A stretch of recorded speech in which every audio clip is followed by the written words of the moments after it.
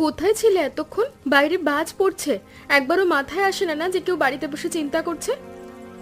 আরে, বাঁকের কাছে জল জমে গেছিল, পুরো রাস্তাটা পা পিছলে গেল একেবারে।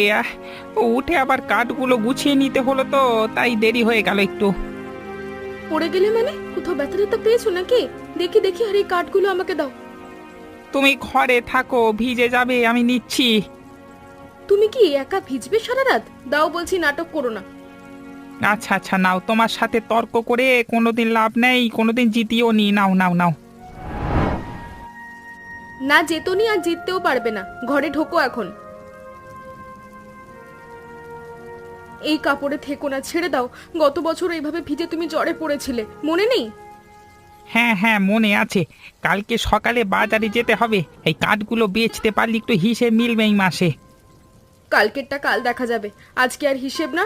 রান্না করেছি, খেয়ে নাও আগে। কি রান্না করলে? মুরগির ঝোল। সকালে হাটে গিয়েছিলাম, একটু মাংস পেলাম, ভাবলাম আজকে করি। মীরা, সারাদিন একা থাকো, রাত করে ফিরি, তারপরও দরজায় দাঁড়িয়ে অপেক্ষা করো। কিছু মনে করো না গো, তোমাকে এত চিন্তা দিই, এত কষ্ট দিই।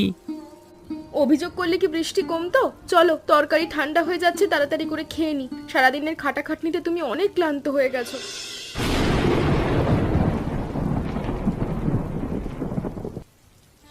গন্ধটা খুব ভালো আসছে। কি মশলা দিলে? বেশি কিছু না, আদা রসুন আর একটু জিরা। বাড়িতে যা ছিল তাই দিয়েই করেছি। তুমি অল্প মশলায় যা রান্না করো, বেশি মশলায় অনেকেতে পারে না।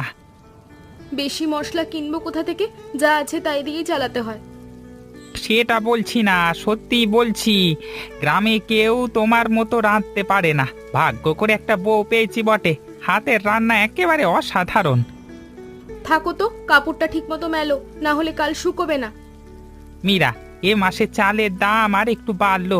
মহেশের দোকানে গিয়েছিলাম, বললো আরো বাড়বে। মহেশ যা বলে তার অর্ধেক সত্যি, বাকি অর্ধেক তার নিজের স্বার্থের কথা। তা ঠিক, লোকটা ভালো না, কিন্তু গ্রামে ওর দোকান ছাড়া আর উপায়ও নেই।